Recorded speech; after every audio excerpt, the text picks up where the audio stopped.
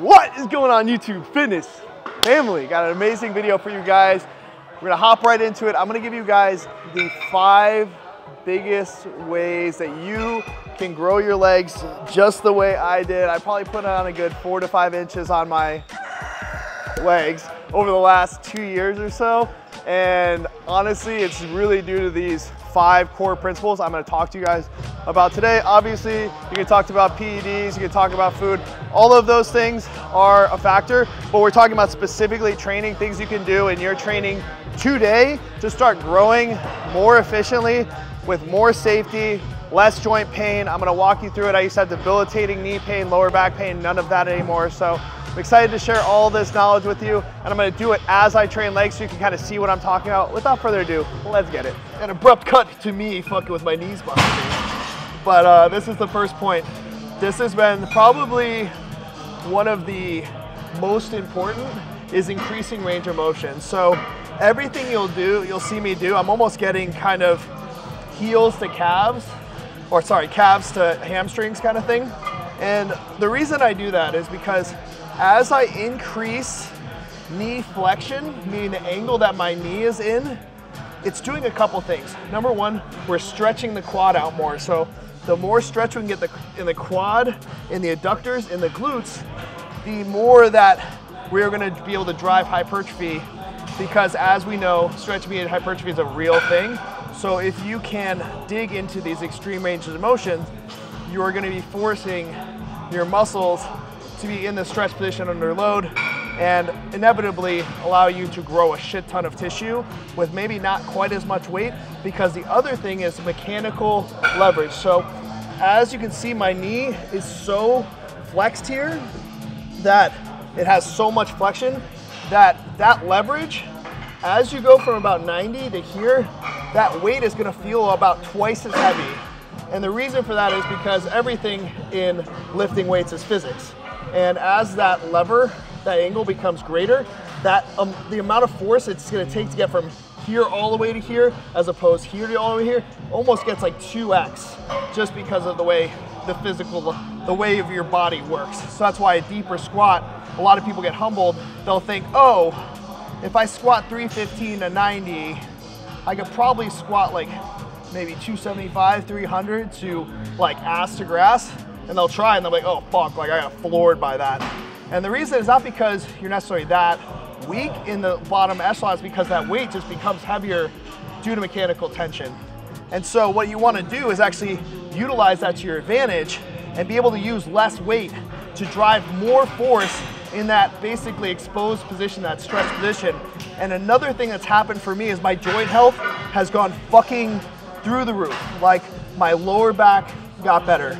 My fucking knees have gotten better. My knees used to be so bad that after a leg day, I'd have to ice at night for like an hour. And then the next morning, trying to like get up and down stairs and stuff was terrible. Like showing my clients when I used to do personal training, like exercises after a leg day. And then I'd also have to warm up for like a good hour before leg day to feel half decent. And now like no knee pain whatsoever, knock on wood. And it's not because I'm necessarily lifting lighter weights, it's because I've increased my range of motion, my flexibility, and my muscles are so much more dynamic and athletic. It just allows for so much more fluid movements. My body and my joints are thanking me.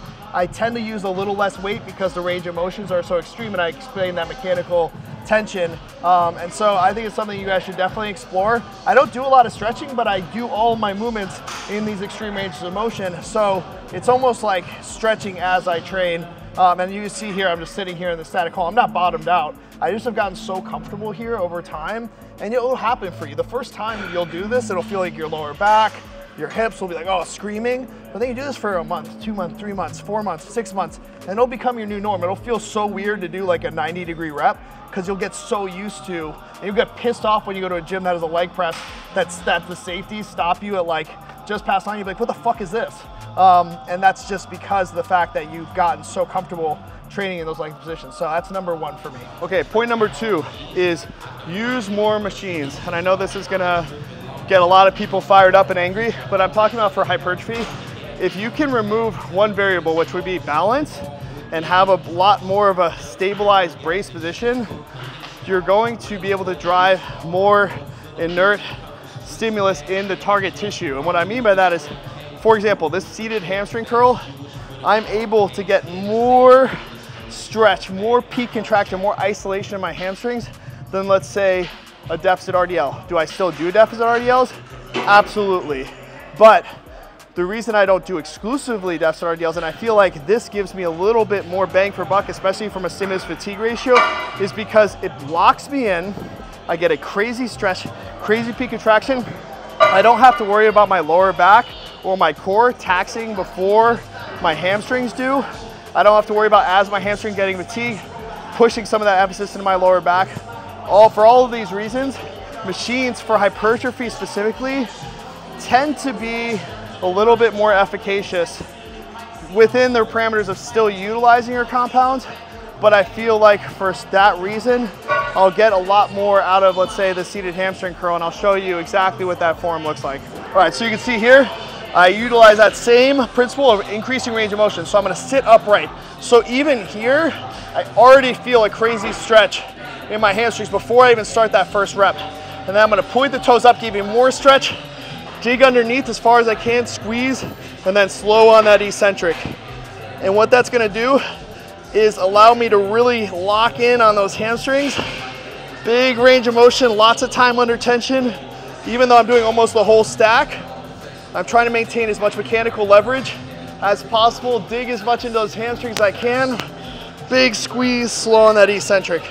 And so for those reasons, I think machines, especially when done correctly, which is going to be my third point I'll come up with, they're going to be extremely beneficial for driving as much hypertrophy with this almost zero risk factor involved. Point number 3, I see a lot of people doing this shit. They treat their ancillary, let's say not primary exercises, let's say they're not their squats or deadlifts or hack squats, as almost throwaway exercises. I see people do quad extensions like 1, 2, 3, 4, 10, get on their phones. Like, if you're going to do an exercise, and this is something, I mean, I will say Sam Solik, I don't take everything away from, but dude approaches every single exercise with the intent of pushing himself to failure or close to failure. And that's exactly the way I want you to approach, let's say, your hamstring curls or your quad extensions. You can see here, even my very first set, I've double banded this thing and I have the full stack on, and I'm still gonna do time under tension. So I'm gonna show you guys exactly what a fucking hard set of quad extensions looks like for me. A couple form cues. I put the seat all the way back. What that's gonna do is gonna put my body back, and it's going to increase the amount of knee flexion. As we talked about, point number 1, increasing range of motion. Wherever I can increase my range of motion, I'm gonna do so. So I'm gonna lie back, and I'm gonna allow for more stretch through the quads. I'm gonna be here, I'm gonna drive up, and I'm gonna get a nice big hold. So that's gonna be our next point, is increasing time under tension. So a big squeeze, slow on that eccentric.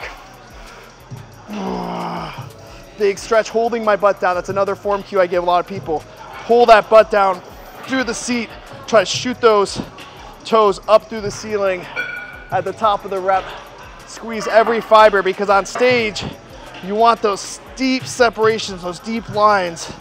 And obviously that's gonna come from growing more muscle maturity, but it also, you can train your mind to really get those peak contractions, big squeezes, by training with that intensity and straightening out a big squeeze. So I'm gonna get a big squeeze, slow on the eccentric, milk that stretch position, and then instead of exploding, I'm gonna push consciously through the quads. You fucking hear those bands snapping because probably adding another 100 pounds of resistance. Let's go. Ooh. Come on, Eric. Fuck. So, I'm not saying I'm a fucking maniac, I know. But I'm not saying you have to train like that, because it's a little maniacal. But somewhere in between, like, it's just satanic and probably what you're doing is gonna help you. Because like you can see how much volume, zero risk. Fucking, I'm not gonna hurt myself doing that. Very minimal CNS tax. Stop tying your fucking ego and your progress to how much you're fucking throwing on a squat bar. I'm not saying progressive overload is not a good way to gauge progress, but stop tying your fucking ego It's how much weight you're lifting every single set. If you use good time under tension, you push yourself to those failure points, you are going to grow. If you're eating, recovering, doing what you need to do outside of the gym. So stop treating any of your exercises like a throwaway. Even your quad extensions, even your hamstring curl, even your fucking calves. Treat every set just like it's just as important as your squats, hack squats, RDLs. Okay, number 4, I've talked about it a lot already in this video, but increasing time under tension. It goes without saying, I think that everybody just equates like, okay, did I move the weight from A to B with a certain amount of weight for a certain amount of reps? And sure, like you can calculate total workout volume in that way, but by adding time under tension, which means like, let's say a 4-second eccentric or a 1-second pause on the isometric hold in the stretch position, like those things are going to make the set exponentially harder without having to make the weight heavier, and a lot of times actually making the weight lighter. So this is a great example of that. Pendulum, I've gone up to 3 plates, each size 6 total, but like my knees are screaming. I don't feel like I'm getting much more out of it from a hypertrophy standpoint. So I'll work up to maybe 2 and 2 now, but you'll see these reps, I'm gonna sink these ass to calf, just really milking that stretch position before driving out. So the way I explain it to people is, it's reps times weight times time under tension, because you're gonna increase the total neural drive, the total stimulatory load. It's been proven by science. You wanna be anywhere between that 2 and 8 second rep, basically time to complete the rep. So sure, you don't need to be doing a 15-second rep, but if you wanna get more out of it by doing less weight, maybe instead of doing a 1-second rep, do a 6-second rep, or work your way up to a 4-second rep. You don't have to go all the way crazy to an 8 to 10-second rep, but start making those incremental changes. You'll see yourself growing more, and you'll see your joints thanking you a lot more as you progress. Last point is not chasing weight. So I think I touched on it with the time under tension thing, I touched on it with the quad extensions, but stop tying your progress to how much weight you're lifting. It's more about how you're lifting it, how much mind muscle connection you're getting, how close are you pushing to failure, how much intensity are you using. That's gonna far supersede the amount of weight, because take it to the nth degree, power lifters tend to not have the biggest legs, right? From like a volume perspective, but they lift the most weight. Does that mean that lifting heavier weights won't make your legs inherently bigger? Yes, it will, but to a certain point. You need to train more for hypertrophy to get that leg growth, to get that depth on stage. That's gonna be more important. I'm gonna give you guys a bonus point that Phil brought up, and this will be kind of point number 6, is try to pre-exhaust some of your bigger compound exercises with, let's say, a quad extension, hamstring curl, leg press, things that are a lot safer before you get to an axial loaded exercise like a hack squat. Things that are gonna be more taxing on your knees, a pendulum squat, a Smith machine squat, RDLs, all those things. You can load them lighter later in the workout and get just as much of a stimulatory outcome as if you do them earlier on and use more load, because you don't have that fatigue built up. So we're not power lifters. We want to grow as much muscle as possible. So if we can pre-exhaust, get the joints warmed up, be very safe about it, and then go to one of our more compound movements, your body's gonna thank you, because you can use less weight and drive just as much stimulus. So those are my tips, guys. I hope you guys enjoyed it. Remember also, I feel like I got through this workout due to my HTLT supplement stack. I got the new 3.0 pre-workout. I got the pre-pump. I use the creatine. I also use their Peri-Lite aminos for every leg day. If you have any problems with cramping or sustaining energy through your workout, get the Peri-Lite. It's absolutely amazing, tastes great as well. We have like 8 amazing flavors. Comment below if you agree or disagree on any of these points. I love the Discord. I love people agreeing, telling me, oh, I've used this and it's changed the way I train, or you know what, this is fucking bullshit. I love you guys. Make sure to subscribe, hit that bell notification. I will see you on the next video.